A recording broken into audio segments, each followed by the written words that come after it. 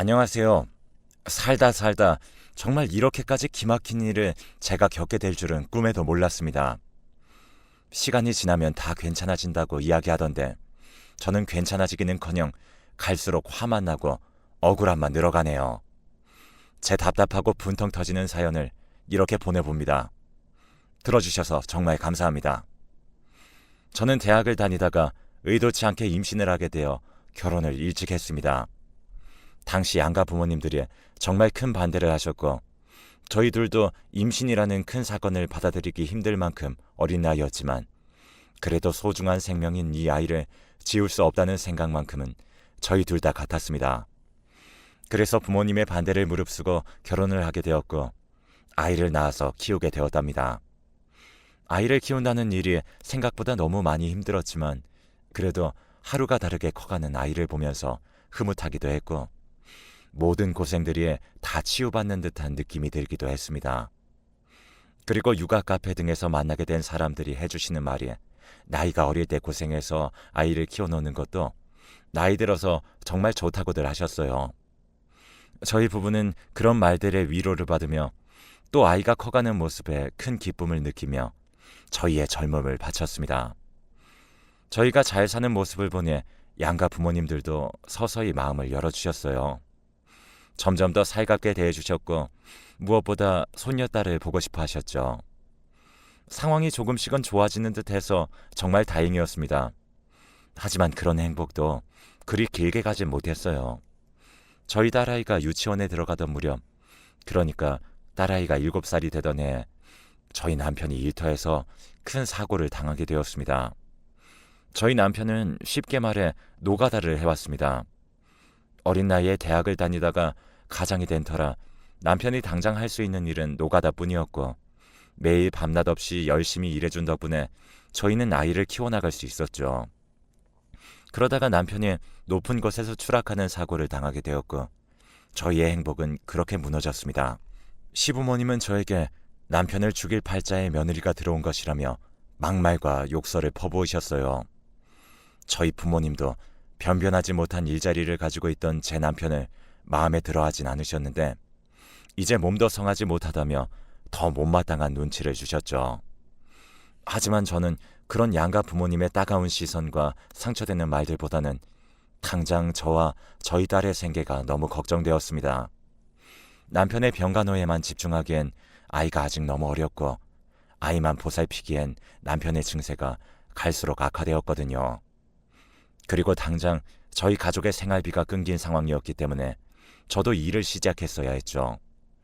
아이가 유치원에 가 있을 때는 식당에서 주방 일을 하였고 아이가 마치면 아이를 데리고 함께 남편의 병원에 가서 병간호를 했습니다. 아이 저녁 먹어야 할 때쯤 집으로 돌아와서 밀린 집안일을 하고 아이를 재우고서야 다시 남편의 병원으로 돌아가 남편 병간호를 마저 하곤 하였죠. 그리고 저도 쪽잠을 자고 다시 아이 아침을 챙겨주고 유치원에 보내고 일을 나가곤 하였습니다. 이런 삶을 한 3개월 넘게 반복하다 보니 저도 정말 지치더라고요.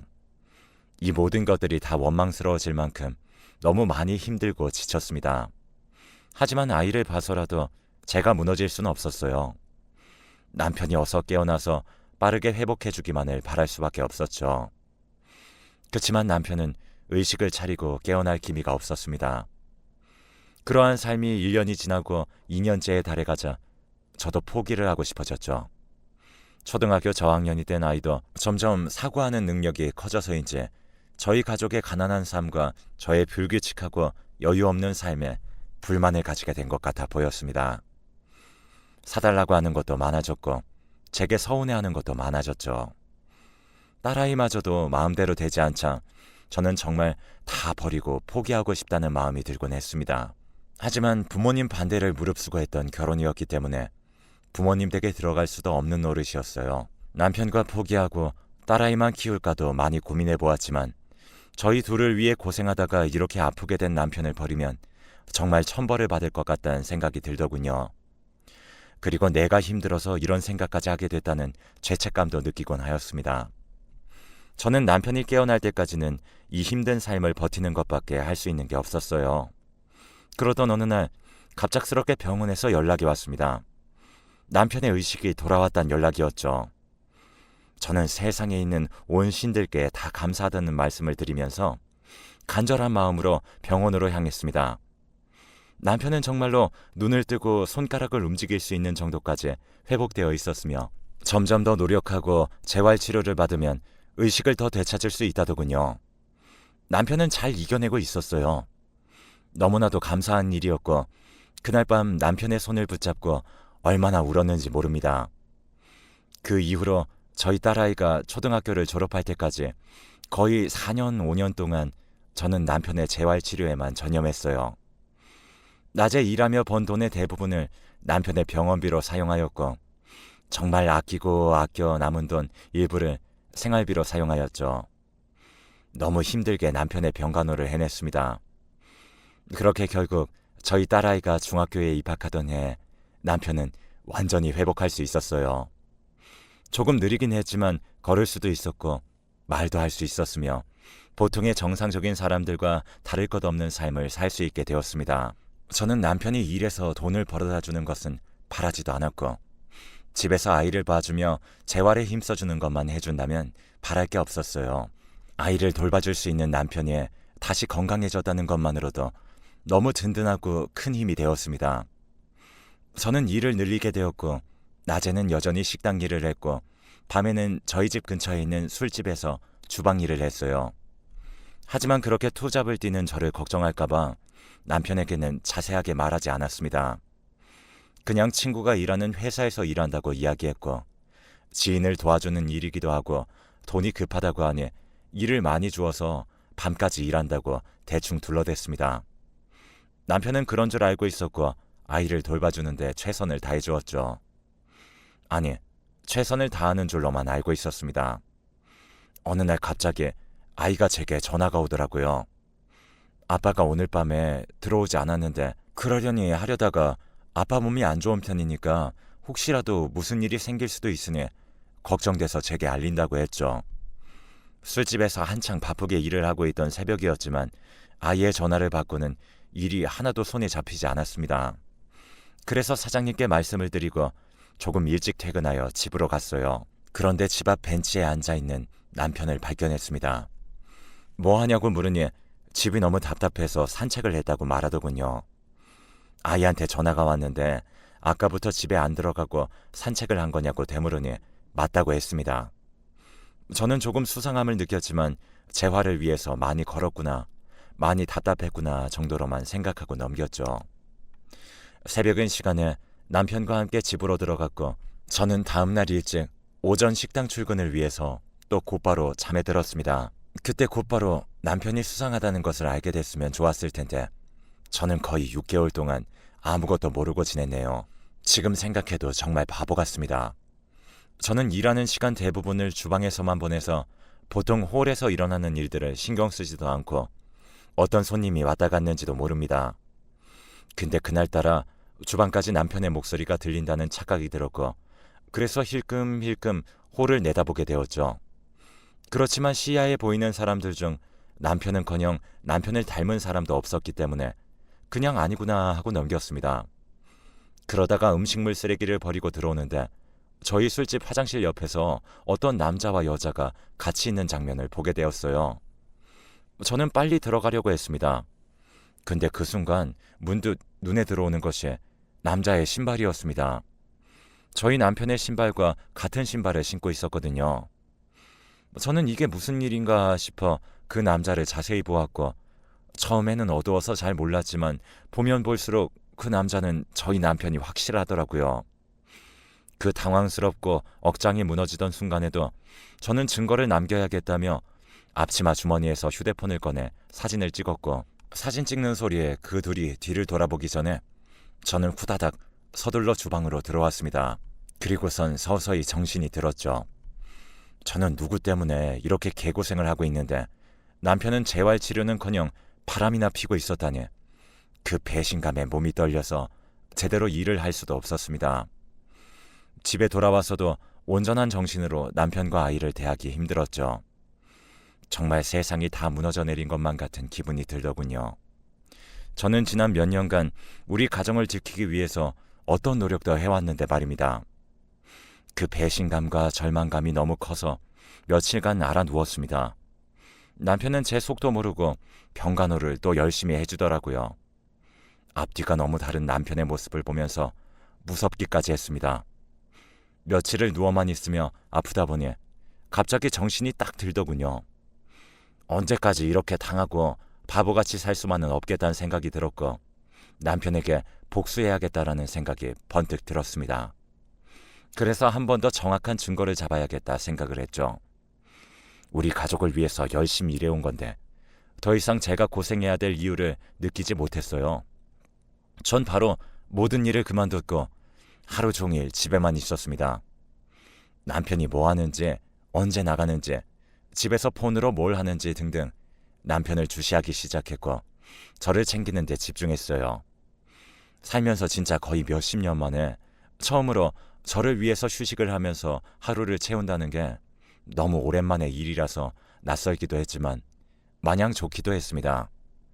남편의 바람으로 인해 괴롭기도 했지만 새 삶을 찾게 될 수 있을 것만 같단 조그마한 기대감도 가질 수 있게 되었죠. 그렇게 집에서 머물며 남편의 바람 정황을 잡기 위해 노력했던 저는 드디어 정확한 증거를 잡을 수 있게 되었습니다. 남편의 바람 상대는 남편의 재활치료사였거든요. 남편의 사진첩과 문자, 메신저 대화 내용을 통해서 다 알 수 있게 되었죠. 전 그 모든 것들을 다 사진으로 찍어 증거로 남겼습니다. 그렇게 모은 증거를 토대로 남편에게 이혼 서류를 내밀었어요. 처음엔 아니라고 끝까지 우기더니 제가 모든 사진들을 보여주니까 그제서야 인정을 하더라고요. 몸이 낫고 나니 못 해본 것들을 다 해보고 싶단 욕심이 들었고 재활치료를 하는 동안 너무 힘들었는데 힘이 되어주는 사람이 그 사람이어서 마음이 갔다고 했죠. 정말 기가 막힐 노릇이었어요. 재활치료를 받아 불륜을 저지르다니요. 남편 병원 비용부터 재활 비용까지 다 부담해내기 위해서 밤낮 없이 일한 건 저인데 말입니다. 저는 남편과 싸울 힘도 없었고 그냥 순순히 이혼을 해달라고 했습니다. 거의 평생을 혼자 벌어서 아이도 혼자 키워왔으니 아이도 제가 데려가겠다고 했죠. 대신 네가 바람펴서 이혼하게 된 것이니 나도 양육비나 위자료는 받아야겠다고 당당하게 요구했습니다. 남편은 내가 돈이 어딨냐며 제게 사정하기 시작했지만 전 단호하게 없으면 벌어서라도 내놓으라고 했죠. 바람필 몸은 있고 돈 벌 몸은 없는 게 말이 되냐며 엄청 화를 냈습니다. 남편은 결국 순순히 이혼을 해주더라고요. 한 달에 조금씩 양육비를 보내옵니다. 저는 남편의 바람을 알게 된 직후는 조금 힘들었지만 시간이 흐를수록 이혼을 한 게 나쁘진 않다는 생각이 들더군요. 그렇게 저도 아이도 빠르게 회복해가고 있었죠. 일을 그만뒀었던 식당에서도 다시 연락이 와서 곧바로 다시 일을 하게 되었습니다. 식당에서 저만큼 일 잘하는 사람이 없다며 다시 일 구할 생각이 있을 때 연락 달라고 전화가 왔고 저는 냉큼 하겠다고 했습니다. 주방에서 일을 하게 될 줄 알았는데 제가 일을 그만두게 된 사정을 들으신 사장님께서는 제게 새로 오픈하게 될 식당의 매니저 역할을 맡아달라고 했어요. 주방과 홀 전체를 관리하고 담당하는 매니저로 직원 채용이나 급여 관리도 제게 맡기겠다고 하셨죠. 주방에서 일하는 동안 사장님이랑 부쩍 가까워졌었고 꾀도 안 부리고 열심히 일하는 제 모습을 엄청 긍정적으로 보셨더라고요. 그래서 전 좋은 기회로 새로 오픈하게 된 식당의 매니저 역할을 맡을 수 있게 된 겁니다. 급여도 상당히 많이 받게 되어 저의 생활은 날이 갈수록 결혼 생활을 할 때보다 훨씬 더 풍족해져 갔어요. 그러던 어느 날 저희 식당에 손님들이 몰려왔던 날이 있었습니다. 장사가 잘 되는 편이었기에 이런 날들이 꽤 자주 있었죠. 저는 당황하지 않고 열심히 일을 했습니다. 매니저인 저는 홀에 있다가 주방에 있다가 왔다 갔다 하며 일을 도와줍니다. 당연히 손님이 몰린 홀로 나가게 되었죠. 그런데 아니 이게 무슨 일인지 전 남편이 무리를 지어서 제가 일하는 식당에 온 게 아니겠습니까? 저는 너무 어이가 없었지만 한편으로는 매니저로 잘 살고 있는 모습을 보이게 되어 좋기도 했어요. 그런데 남편 옆에 붙어있는 여자를 보니까 그때 바람이 났었던 재활치료사가 아니라 다른 여자더라고요. 무슨 사정이 있었던 건지 궁금했지만 이제 남남이니 굳이 묻는 것도 궁금해하는 것도 이상한 것 같아서 그냥 말았습니다. 다 먹고 계산을 하고 나갈 때쯤 전 남편이 저를 슬쩍 부르더니 식당을 차린 거냐고 물어보더군요. 저는 굳이 아니다, 그냥 매니저일 뿐이다 라고 솔직하게 말해줄 필요성도 못 느꼈고, 그렇다고 거짓말을 하긴 싫어서 너가 상관할 바는 아니지 않아? 예전처럼 주방 이모로 일하는 건 아니니까 네 앞가림이나 잘해 라고 말했어요. 그래서인지 전 남편은 제가 이 식당의 주인이라고 생각했던 것 같습니다. 언제부턴가 갑자기 저보고 이혼하고 너무 후회돼. 그 사람이랑도 헤어지고 지금은 등산만 다니면서 살아 라며 줄곧 저를 그리워해왔다고 싹싹 빌기 시작했어요. 처음엔 내가 예전보다 잘 살아 보이니까 괜히 저렇게 이야기하는가 보다 라고 생각했는데, 꾸준히 사과하는 모습을 보고 진심으로 제게 미안해하는 것 같았고, 실제로 그때 바람폈던 재활치료사와 같이 오지도 않았으며 반성을 많이 하고 있단 말을 자주 하길래 결국 전 남편을 용서하기로 했어요.